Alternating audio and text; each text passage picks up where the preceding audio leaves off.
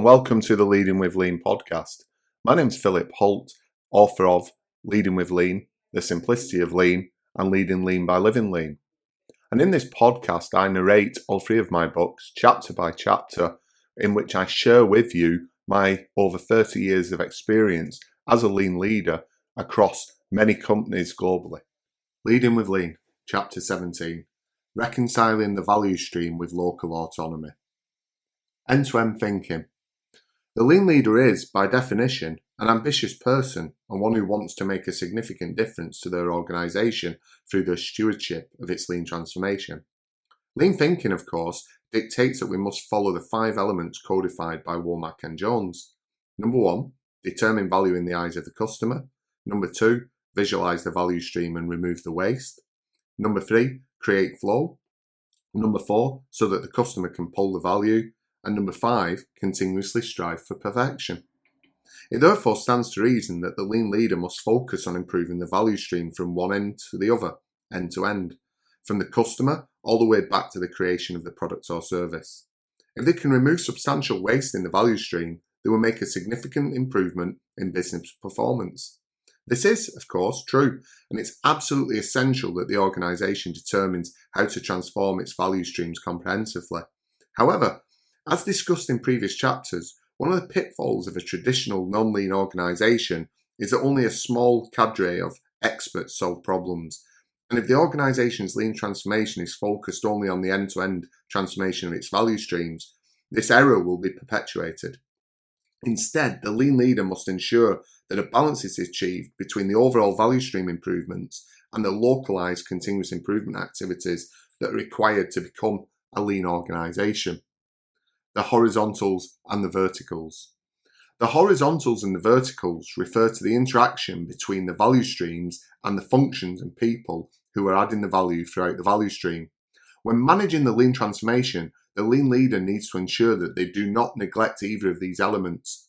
Although improving them on their own can improve business performance, neither on their own will have the transformational effect that we desire.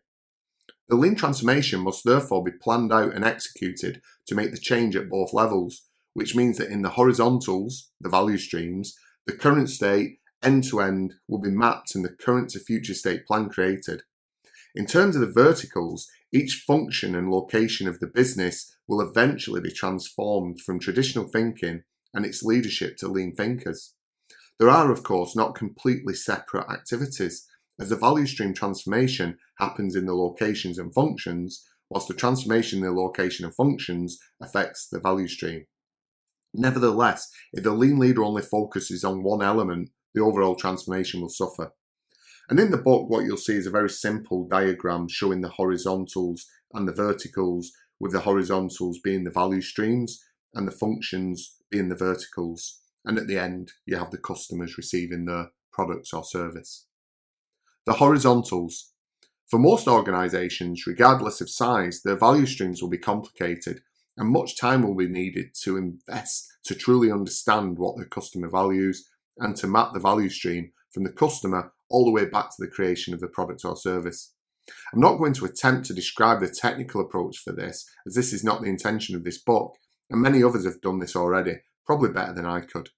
Nevertheless, as challenging as it might be to map out and understand the whole value stream and to create the future state vision, it's crucial that it's done for 3 reasons. Firstly, understanding the whole allows the leadership to make fact-based decisions about the future vision. Secondly, the end-to-end value stream map can only be created when the different functions and people involved in the process are brought together. And then finally, functionalisation creates the illusion of value added in every part of the value stream, which must be removed. Taking the time to build the end-to-end value stream will empower the people who do the work and provide them with the opportunity to demonstrate how the value is provided for the customer, while also locating the waste that gets in their way. The leadership can then support the design of the future state vision and the plan to deliver it over the coming years.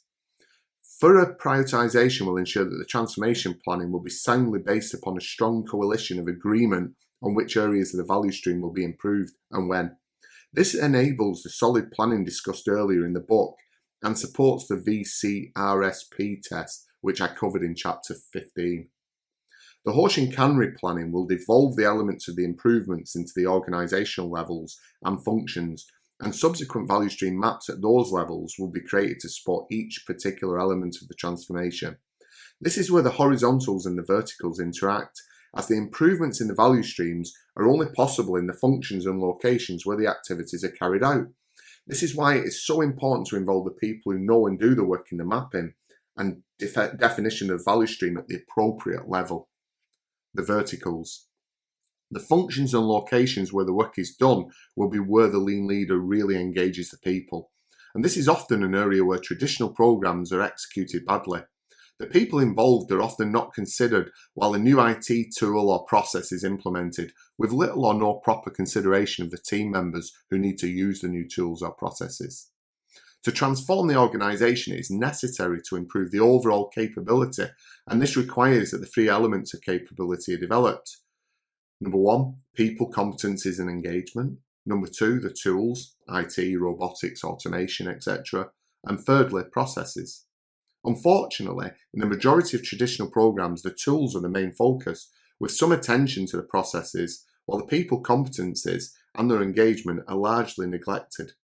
There is an almost blind faith that putting in place the best-in-class or latest technological solution will suddenly propel the enterprise to success, or that designing the perfect processes in headquarters and imposing them on the staff will result in operational excellence. It won't. Hi, Philip here. Sorry to interrupt the narration of this particular chapter, but I just wanted to remind you that all of my personal profits from the books go to charity. So if you would like to buy a book, it would really be helpful. Otherwise, if you feel that the podcast is sufficient, then please feel free to make a donation to my current charity, which is Women's Aid. It's a great charity which helps to stop domestic violence for women and children. Thank you. Whatever the processes or tools that we implement may be, they're ultimately used, managed and operated by people. So the development of their competencies and engagement is critical to operational excellence. This can seem like it takes more time. As well as project managing the deployment of tools or new processes, we must also ensure that we apply rigorous change management to ensure that our people are engaged in the change and that the requisite competency development is undertaken. This is not to dismiss the importance of utilising technology and automation to improve the efficiency of processes, but it's only when we ensure that the people element is properly considered that we will achieve true effectiveness. In the next section, I will discuss further how technology and automation may be employed under the auspices of lean thinking. The lean deployment in the locations and functions will be where its impact is most tangible. For those who visit those locations, the change in the ways of working and the visualization of the activities will be significant. As discussed in Chapter 9, although the most exciting element will be the engagement of people, as they are the ones who will be making the washing, daily management and problem-solving activities happen. In Chapter 20, I will cover how we can effectively keep our employees engaged. It is important that the lean leader ensures that both the verticals and horizontals are equally considered in the lean transformation. And one of the biggest challenges will be that the end-to-end improvements are seductive for most people for a couple of reasons. Firstly, they can appear bigger and provide larger step change improvements than the more incremental change and improvement in the locations. And secondly, and I think crucially, it panders to the belief that others need to change in order to be successful. To explain, in my experience, it is uncommon for people to try to do a bad job. If they are disengaged, they may not go that extra mile, but they are unlikely to actively make the process fail. In a traditional organisation, when you talk to them about improvements to the processes, they will most often focus on the elements of improvement that others need to make in order that the process can work better. For example, our quality fall-off rate could be reduced if the designers would do a better job. We could increase sales if the factory could deliver on time. Our customer service would be better if our salespeople didn't make silly deals.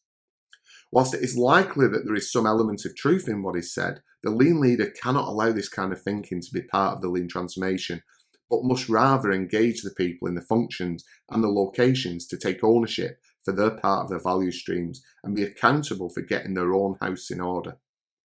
At the same time, they must reassure and include the team members in the end-to-end improvement activity and ensure that they know that the overall transformation vision is being executed. Automation. As discussed earlier in the chapter, the deployment of tools such as automation and robotics will only work if we properly involve our people. This is becoming more important in our increasingly technologically enabled world, and if we are to believe recent news reports, many of the jobs currently undertaken by humans will be automated within the next 20 years. In fact, in a report on the BBC website, the figure given was as high as 35%. The site even offers the opportunity to check the likelihood of your job becoming automated. However, the general concern in the media seems to be in the vein of what is sometimes referred to as the Luddite fallacy, whereby the assumption is that the automation of jobs and the technological unemployment associated with it will cause structural unemployment. Therefore, the implication is that if 35% of job types are automated, the people in those roles will become permanently unemployed. Whilst I am in no way wishing to underplay the impact of any type of redundancy on the people involved, let alone that which is brought about by automation, I do believe that the progression of technological advancement is both inevitable and beneficial to society, and that it will, as has been witnessed continually in industrial history, result in a demand for additional and new roles. Just think of the numerous roles that the IT revolution has created, with many of the jobs having been non-existent 20 years ago, and in some cases even 10 years ago. For example, just think of the role of app developer. However, the real challenge for both society and business is in ensuring that both the people entering the workforce from school and those whose roles are automated have the right skills for those new jobs. Nevertheless, there is a different concern that, whilst not new, I see as increasingly prevalent and contrary to the very lean thinking and lean leadership that I believe delivers superior customer service and hence business performance. This is the prevalent view of automation as a silver bullet to solve problems and reduce costs, a view that is gaining momentum, especially as the technology becomes more sophisticated, reliable, and cheaper across most of areas of industry.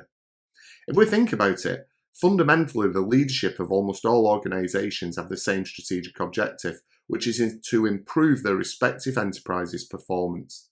That is common whether it is a multinational corporation, an NGO, a government department, or a family-run business. The only differences are in metrics of performance and aspects that they value. To make this targeted improvement, the organisation needs firstly to understand what its customers value, and secondly, to improve its capability to deliver that value. That is where automation can play a strong role, but, and this is a big but, only when the automation is implemented and deployed in unison with the other key elements of capability, that of 1, capable processes, and 2, competent and engaged people. It is in this aspect that organisations often fail to implement automation effectively, as they deploy technological solutions without proper attention to the processes and people development areas of capability. Furthermore, consideration of customer value is often ignored, with decisions on automation made based upon the efficiency of the value-added portion of the value stream, as opposed to considering the total lead time and hence the amount of waste within the system. This can, and often does, result in value streams that have highly automated processes but long lead times, impacted by a high level of defects, waiting times, over-processing, overproduction, a favourite of automation, and the inherent inventory that it leads to. This is not to suggest that automation is a bad thing to do, quite the contrary, but it must only be done with equal attention to people and process development. This approach, where the system of capability is created, is what in lean terms has been named autonomation, a hybrid term formed from the words of automation and autonomy. It has a history that dates back at least to the intelligent loom developed by Sakichi Toyoda at the end of the 19th century, which was able to stop itself when a thread broke, allowing the operator to intervene and solve the problem. It was this approach to and belief in automation that has informed the thinking of Toyota since its beginning and enables a key element of the Toyota production system, Jidoka. However, Toyota are not the only company to question automation without consideration, as recently Mercedes illustrated the advantage of automation with the assembly line for their new S-Type 3, when they had opted to utilise smaller, more flexible robots working side by side with their team members and with much more focus on the flexibility that people bring in delivering customer value. The S-Type is one of their premium offerings and, as such, they need to be able to offer their customer a plethora of options, which requires that nearly every car going down the line is different in some aspect. This is where human intelligence and flexibility, combined with the consistency and labour-saving attributes of robots designed into a capable process, provide the capability required to deliver customer value most effectively. In the book, what you would see now is a triangle showing the top peak of the triangle, competent and engaged people, the right-hand corner, processes, and the left-hand corner, tools, automation, robotics, machinery, etc. And I've called this the capability triangle. For automation to truly be automation, the machine or robot must not only be able to reliably and consistently execute the process, but must also be able to both detect and solve defects. Very few automation solutions can do this, and therefore human intervention is generally required. Where the human aspect is treated as subordinate to the robot, the organisation will be penalised by low effectiveness, delivered as low productivity, service and quality. However, where the automation is clearly positioned as the enabler of the performance of the team members, they will take ownership of the process and deliver the customer value that the enterprise needs. Whilst my examples might seem to imply that I'm referring to the world of manufacturing, this is relevant to any part of the customer value chain or its enabling functions. I was inspired to write this section of the book after attending the Infosys Confluence Conference. The event was held in San Francisco in April 2016, where the theme was Zero Distance, and many aspects of automation and robotisation were presented and discussed. Being responsible at that time for my company's partnership with Infosys BPO, I was well aware of the high level of competence that Infosys had in this area, and we are jointly working on a number of automation initiatives in the accounting operations processes that they support. Nevertheless, we've learned that the efficacy of automation is only as good as the competence and engagement of our people and the effectiveness of the processes that it supports. We've therefore embarked on our joint lean transformation, whereby we ensure that all three elements of capability are addressed. This aims to ensure that we adequately adopt the philosophy of automation into our approach.